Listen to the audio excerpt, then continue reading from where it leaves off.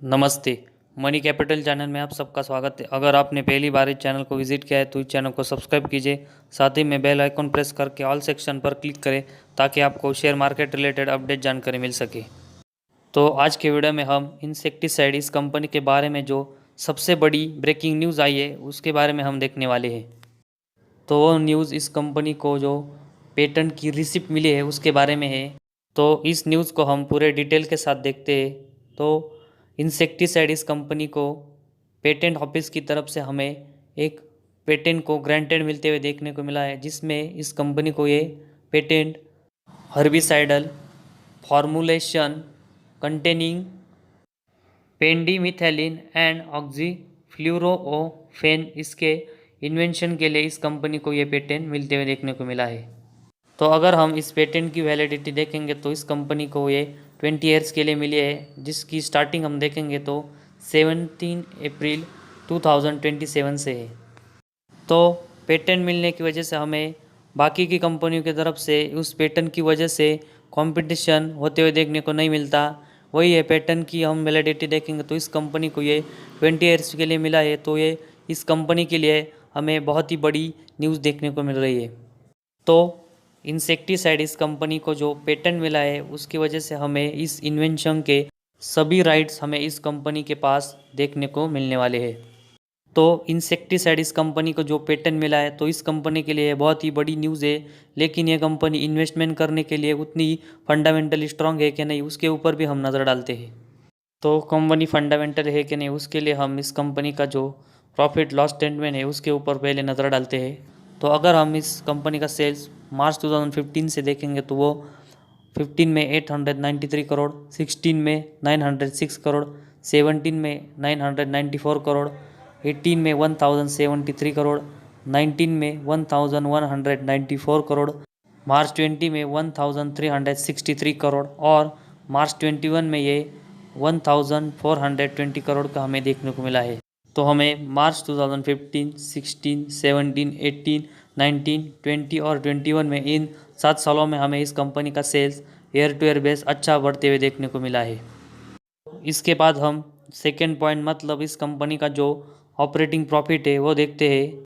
2015 में हम operating profit देखेंगे तो इस कंपनी का वो 111 करोड़ का था, 16 में वो 92 करोड़ का था, 17 में 112 करोड़ का था, 18 में 148 करोड़ का था, 19 में देखेंगे तो इस कंपनी का वो 188 करोड़ का था, 20 में 156 करोड़ का था और 21 में इस कंपनी का ये 153 करोड़ का था।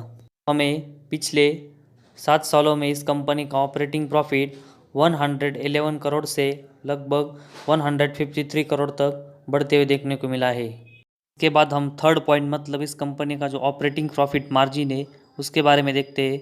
तो मार्च 15 में वो इस कंपनी का 12 था, 16 में 10%, 17 में 11%, 18 में 14%, 19 में 16%, 20 में 11% और मार्च 21 में ये 11% का था। पिछले 7 सालों में मतलब मार्च 15 से मार्च 21 तक इस कंपनी का ऑपरेटिंग प्रॉफिट हमें अच्छा देखने को मिला है। तो हमें इस कंपनी का ऑपरेटिंग प्रॉफिट और ऑपरेटिंग प्रॉफिट मार्जिन ये दोनों पिछले 7 सालों में अच्छे ग्रो होते हुए देखने को मिले हैं।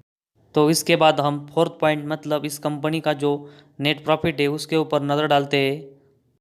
तो इस कंपनी का नेट प्रॉफिट अगर हम मार्च 15 से देखेंगे तो वो 55 करोड़, 16 में 40 करोड़, 17 में 60 करोड़, 18 में 84 करोड़, 19 में 123 करोड़, 20 में 87 करोड़ और 21 में 94 करोड़ का रहा है। तो हमें पिछले 7 सालों में इस कंपनी का नेट प्रॉफिट भी अच्छा बढ़ते हुए देखने को मिला है।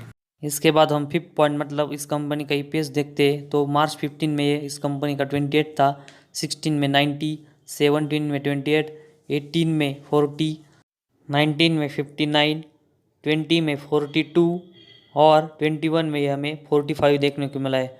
तो पिछले 7 साल में हमें ईपीएस 28 से बढ़कर 45 होते हुए देखने को मिला है।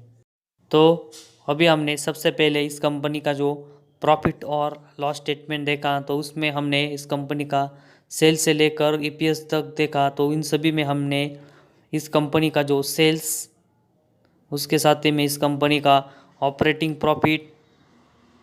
प्रॉफिट मार्जिन, इस कंपनी का नेट प्रॉफिट, इसके बाद हमने इस कंपनी का जो ईपीएस देखा, तो इन सभी में हमें पिछले 7 सालों में अच्छी ग्रोथ देखने को मिली है। इसके बाद हम इस कंपनी की बैलेंस शीट है उसके ऊपर नज़र डालते हैं। तो सबसे पहले हम इस बैलेंस शीट में इस कंपनी के जो रिजर्व है वो देखते हैं। तो मार्च 15 से अगर हम इस कंपनी के जो रिजर्व है वो 278 करोड़ के थे, वो हमें मार्च 2021 तक 800 करोड़ तक बढ़ते हुए देखने को मिले हैं। इसके बाद हम इस कंपनी पर कितना बोरिंग्स है वो देखते हैं। मार्च 15 में इस कंपनी पर जो 322 करोड़ का बोरिंग था वो हमें मार्च 21 तक 100 करोड़ तक कम होते हुए देखने को मिला है। तो इससे हम कह सकते हैं कि ये कंपनी जल्दी हमें एक डेट फ्री कंपनी होते हुए देखने को मिल सकती है। इसके बाद हम इस कंपनी के जो लास्ट पॉइंट, मतलब इस कंपनी के जो शेयर होल्डिंग पैटर्न है उसके ऊपर नज़र डालते हैं। तो सबसे पहले अगर हम इस कंपनी का शेयर होल्डिंग पैटर्न इसके प्रमोटर के पास देखेंगे तो हमें सितंबर 21 में प्रमोटर के पास 72.16, एफआईज के पास 5.06, डीएस के पास 9.56 और पब्लिक के पास 13.22% के शेयर देखने को मिल रहे। तो प्रमोटर के पास, एफआईज के पास, डीएस के पास और पब्लिक के पास किसी भी कंपनी के शेयर होना, ये किसी भी कंपनी के लिए एक पॉजिटिव न्यूज़ है। तो इस कंपनी के profit loss statement, balance sheet और शेयर होल्डिंग पैटर्न देखने के बाद पता चलता है कि ये कंपनी इन्वेस्टमेंट के लिए एक बहुत ही अच्छी कंपनी नज़र आ रही है। तो पेटेंट मिलने की वजह से और फंडामेंटल स्ट्रांग होने की वजह से हम कह सकते हैं कि इस शेयर की प्राइस हमें जल्दी 1000 तक देखने को मिल सकती है। तो आज के वीडियो में बस इतना ही। अगर आपको हमारा वीडियो पसंद आया तो इस चैनल को ज़रूर सब्सक्राइब कीजिए।